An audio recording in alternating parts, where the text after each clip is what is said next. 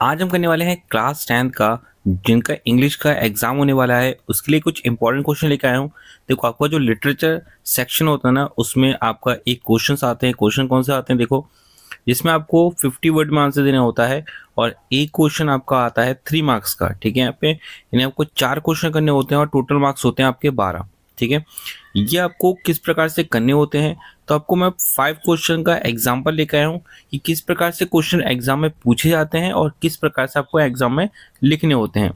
सबसे पहले तो आपको क्वेश्चन को पढ़ के समझना होगा कि उसमें बोला क्या गया है।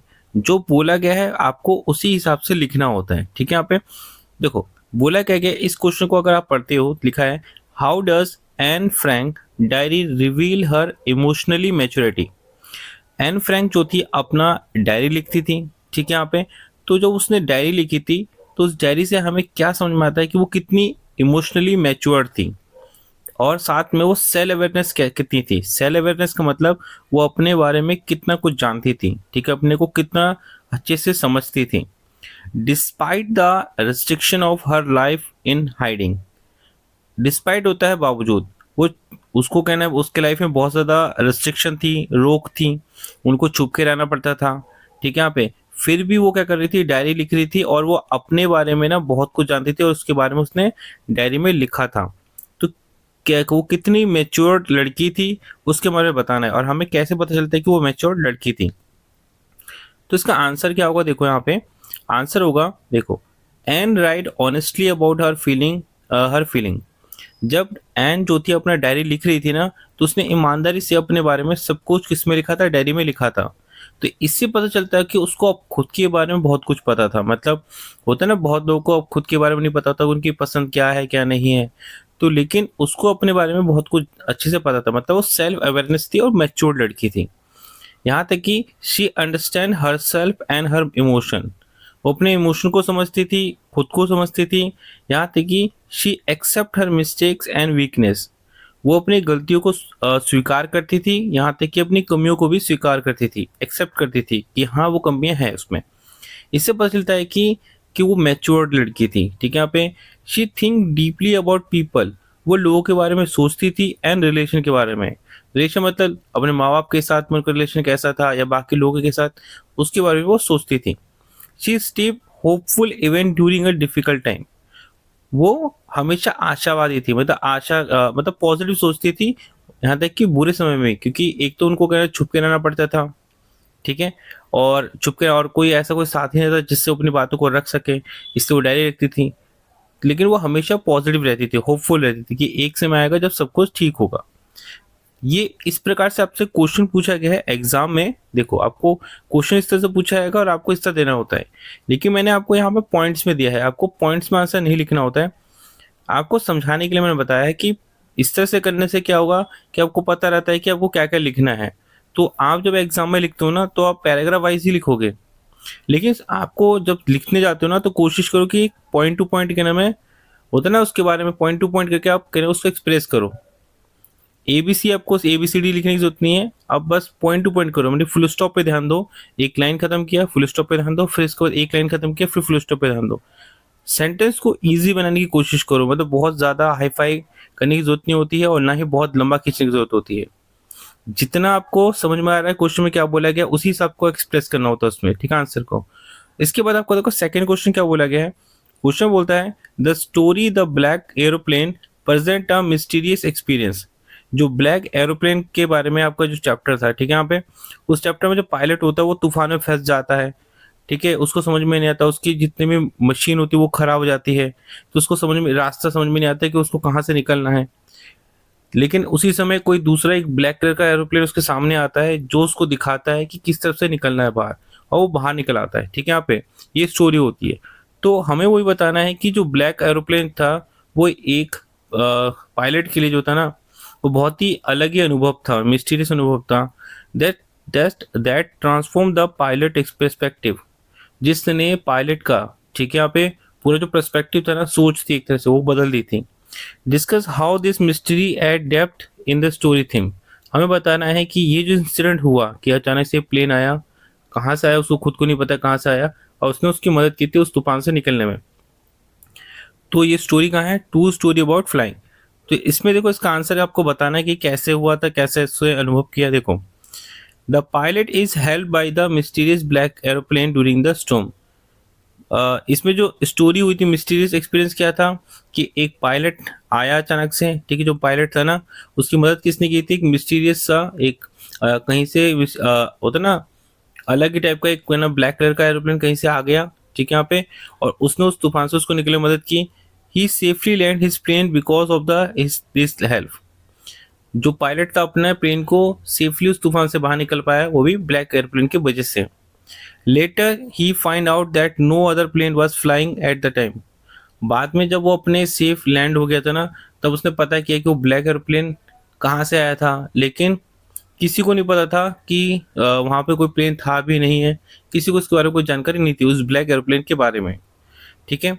इसके बाद में this mysterious make the story interesting. और ये जो मिस्टीरियस बात थी ना कि प्लेन ने मदद की, लेकिन वो प्लेन वहाँ पे कैसे आया था, कहाँ से आया था, किसी को नहीं पता, तो इससे स्टोरी जो थी ना बहुत इंटरेस्टिंग बन गई। It teach faith and hope in dangerous situation. ये हमें क्या सिखाता है कि हमेशा फेथ रखो, मतलब भरोसा रखो।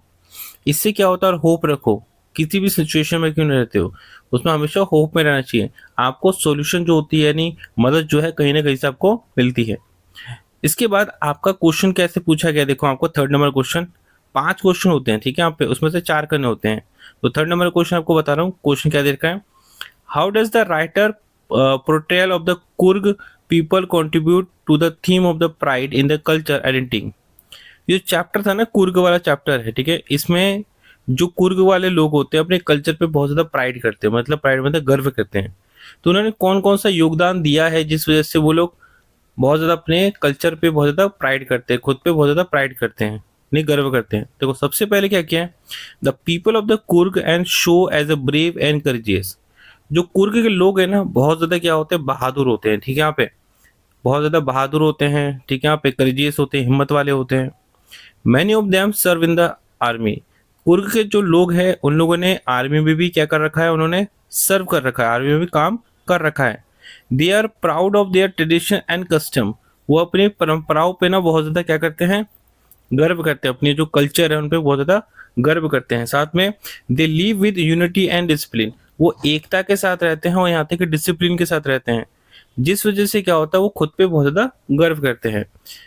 This reflect pride in their culture identity. इस वजह से क्या होता है उनमें अपने अपनी जो एक पहचान है ना, उनमें पहचान कौन से, अपने कल्चर के प्रति क्या है, प्राइड वाली पहचान है, ठीक है। आप एक तरह से उनमें अपने कल्चर के प्रति बहुत ज्यादा प्राइड है, ये सारे क्वालिटी की वजह से। इसके बाद आपका फोर्थ नंबर क्वेश्चन क्या दे रखा है, देखो ये पोएम का है, पोएम है a tiger in the zoo का। In what way does the poet highlight the loss of dignity and power when wild animal are kept in the capability. देखो मतलब क्या होता है, जो इस पोएम में जो टाइगर होता है ना उसको केज में रखते हैं, ठीक है, यहाँ पे, जिससे जो टाइगर की क्वालिटी क्या होती है कि वो शिकार करता है, उसकी पावर बहुत होती है, ठीक है, यहाँ पे वो पूरे जंगल में फ्री होकर घूमता है। लेकिन उसको आपने अगर किस में डाल रखा है, केज में डाल रखा है, पिंजरे में डाल रखा है, तो क्या होगा, उसकी ये सारी पावर क्या होगी, खत्म हो जाएगी, उसको उसी के अंदर रहना पड़ेगा। तो कैसे उसका पावर जो है सारी उसका जो डिग्निटी है, सम्मान है, वो सब कैसे खत्म हो गया, जब लोगों ने उसको कहाँ रख दिया है, केज में रख दिया है। तो उसके बारे में आपको बताना है। देखो तो इसका आंसर लिखोगे, the tiger is shown walking in small stage cage. जो टाइगर है ना इसके अंदर दिखता है कि वो जो केज के अंदर ना बहुत ही छोटे से केज में, ठीक है, वो चल रहा है उसके अंदर, ठीक है। It is not free to move in a forest. वो आज़ाद नहीं है कि वो कहाँ कहाँ कहाँ भाग सके, मतलब घूम सके कहाँ पे आज़ादी के साथ जंगल में। इट कैन नॉट हंट और लीव नेचुरल लाइफ।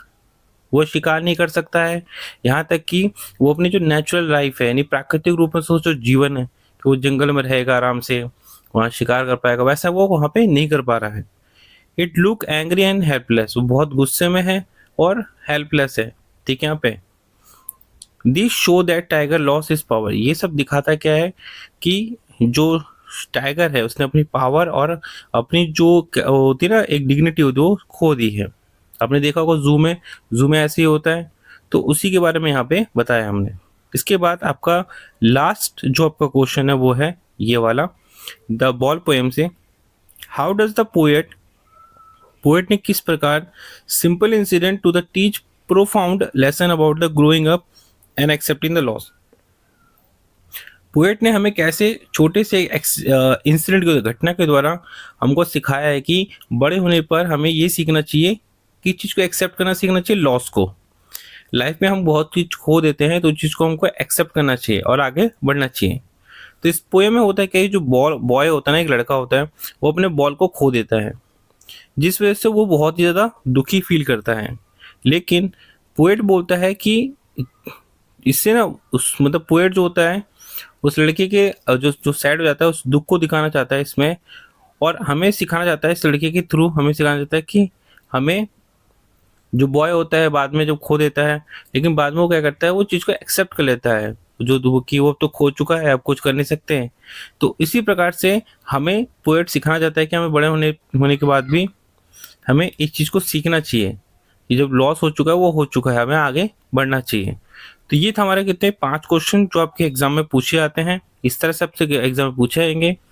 तो आपको क्या करना है, पॉइंट टू पॉइंट काम देखो, जब भी आप लिखोगे सिंपल सेंटेंस लिखना है, बहुत बड़े बड़े वर्ड का इस्तेमाल नहीं करना है, बस आपको फुल स्टॉप का ज़्यादा ध्यान देना है और इजी वर्ड का इस्तेमाल करना है। ठीक है, यहाँ पे आपको इंग्लिश को इम्प्रूव करने के लिए क्या करना चाहिए, आपको रोज राइटिंग की प्रैक्टिस करनी चाहिए, समरी राइटिंग करने की। आप कोई भी एक चैप्टर की स्टोरी को उठाइए और उसको अपने लैंग्वेज में लिखने की कोशिश कीजिए। जितना आप प्रैक्टिस करोगे ना उतना ज़्यादा आपको फ़ायदा होगा एग्जाम में, क्योंकि उसमें 3 घंटे का समय होता है, तो आपके पास बहुत सारे सेक्शंस होते हैं जिसमें आपको टाइम लगता है। तो आपको प्रैक्टिस यानी राइटिंग की प्रैक्टिस आपको ज़्यादा करनी पड़ेगी। देखिए जितना आप प्रैक्टिस करोगे ना उतना आपको क्या होगा, कम समय लेना, आपको कम समय आप लोगे कहाँ पे, एग्जाम में। तो अगर आपको कोई डाउट है तो कमेंट में पूछ सकते हो, और अभी के लिए थैंक्स फॉर वॉचिंग।